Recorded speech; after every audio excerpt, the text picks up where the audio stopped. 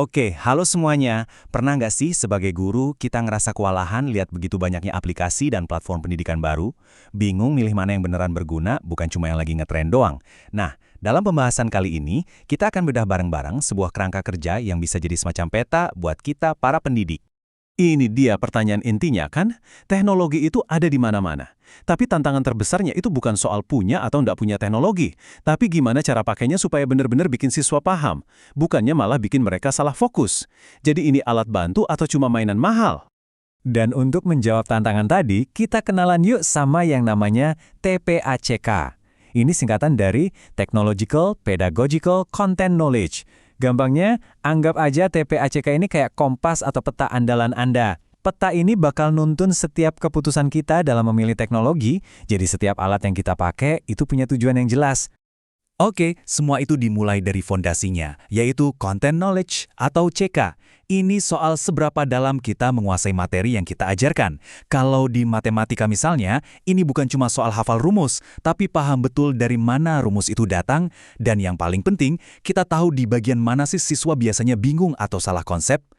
Nah, kalau tadi CK itu soal apa yang kita ajarkan, selanjutnya ada PK atau Pedagogical Knowledge. Ini adalah tentang bagaimana kita mengajarkannya. Ini seninya mengajar. Mau pakai metode diskusi, pembelajaran berbasis proyek, atau mungkin inquiry? Nah, semua strategi itu masuknya ke ranah pedagogi. Terus komponen yang ketiga adalah TK, Technological Knowledge. Ini ya sesimpel kita tahu cara pakai alat-alat teknologinya. Tentu, bisa pakai aplikasi itu penting. Tapi seperti yang bakal kita lihat sebentar lagi, kekuatan sebenarnya itu muncul kalau pengetahuan ini nggak berdiri sendiri. Nah, ini dia intinya. Disinilah letak keajaiban dari kerangka TPACK. Kekuatannya itu bukan di masing-masing pengetahuannya secara terpisah, tapi justru di irisannya. Waktu konten, cara mengajar, dan teknologi itu bisa nyambung dan berpadu dengan pas, disitulah pengalaman belajar yang luar biasa tercipta. Oke, daripada ngomongin teori terus, mending kita lihat langsung gimana TPAC ini bekerja di dunia nyata, ya kan? Kita akan ambil satu contoh kasus dari matematika, yang sering banget jadi momok buat siswa, yaitu transformasi fungsi. Nah, ini masalah klasik banget. Guru yang punya content knowledge atau CK yang kuat pasti tahu persis di mana letak susahnya. Siswa itu mungkin bisa hafal aturannya, tapi mereka sering nggak ngerti. Kenapa sih kalau X min H grafiknya justru geser ke kanan, harusnya kan ke kiri? Coba kita bandingkan dua pendekatan ini. Di satu sisi, ada cara lama yang pasif, di mana siswa cuma dikasih tahu, pokoknya begini aturannya. Tapi di sisi lain, dengan cara TPCAK, siswa itu jadi penjelajah. Mereka nggak cuma diberitahu, tapi mereka menemukan sendiri aturannya. Beda banget kan hasilnya? Jadi, strategi pedagogi atau PK yang dipilih di sini itu adalah siklus inquiry. Keren banget. Pertama, siswa disuruh nebak dulu, bikin prediksi. Habis itu, mereka eksperimen langsung buat ngetes tebakannya. Dan yang paling penting, tahap terakhir, mereka harus bisa menjelaskan apa yang mereka temukan. Ini benar-benar melatih cara berpikir mereka. Dan disinilah momen aha itu terjadi. Guru nggak milih aplikasi Desmos cuma karena canggih, tapi karena fitur slider di dalamnya itu pas banget buat mengubah konsep matematika yang abstrak, yaitu parameter fungsi. Jadi sesuatu yang bisa dilihat dan diutak-atik langsung. Nah, koneksi inilah yang disebut TCK, nemuin teknologi yang tepat untuk konten yang tepat.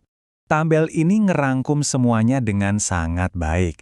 Jadi, setiap domain di TPACK itu pada dasarnya ngajak kita untuk bertanya. Mulai dari, konsep inti apa yang mau diajarin, sampai pertanyaan puncaknya. Apakah semua ini, konten, pedagogi, dan teknologinya udah nyambung dan selaras? Ini tuh kerangka berpikir, bukan sekedar checklist. Oke, konsepnya keren. Pertanyaannya sekarang, gimana caranya kita mulai menerapkan ini di kelas kita? Nah, kabar baiknya, ada proses langkah demi langkah yang bisa kita ikuti. Yuk kita ubah teori ini jadi sesuatu yang praktis. Coba perhatikan alurnya. Ini penting banget. Selalu dimulai dari tujuan belajarnya dulu, CK, baru setelah itu kita tentukan strategi mengajarnya, PK. Teknologi, TK, itu hadir untuk melayani dua hal tadi, bukan sebaliknya. Dan langkah terakhir, itu kunci. Coba dulu dalam skala kecil, lalu perbaiki. Desain pembelajaran yang bagus itu selalu butuh proses.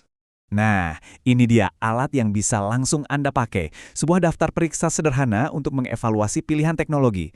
Coba lihat, yang dinilai itu bukan cuma soal konten dan cara mengajar, tapi juga hal-hal yang sangat praktis. Gampang nggak dipakainya? Bisa diakses semua siswa nggak? Aman nggak datanya? Ini komprehensif banget. Oke, kita hampir sampai di akhir. Penting banget buat kita kembali ke pesan utamanya. Setelah kita lihat semua ini, gampang banget buat kita terjebak dan fokus ke teknologinya, ke aplikasinya.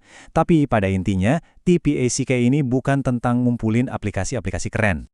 Kutipan ini benar-benar menangkap esensinya. TPACK itu adalah sebuah lensa, sebuah kacamata yang membantu kita melihat dan menganalisis alasan di balik setiap pilihan kita. Jadi ini alat untuk mempertajam cara kita berpikir sebagai seorang guru. Jadi, kalau mau ditarik satu kesimpulan penting, inilah dia. Tujuan kita itu bukan cuma menghias pelajaran dengan teknologi, tujuan kita adalah memperkuat pengajaran itu sendiri. Teknologi itu cuma alatnya, tapi arsitek dari pengalaman belajar itu ya tetap gurunya. Jadi sekarang giliran Anda. Anggap saja Anda sudah punya petanya sekarang. Coba deh pikirkan satu tantangan mengajar atau satu miskonsepsi yang sering terjadi di kelas Anda. Kira-kira bagaimana kerangka TPACK ini bisa membantu Anda merancang solusinya? Selamat mencoba, dan terima kasih sudah menyimak.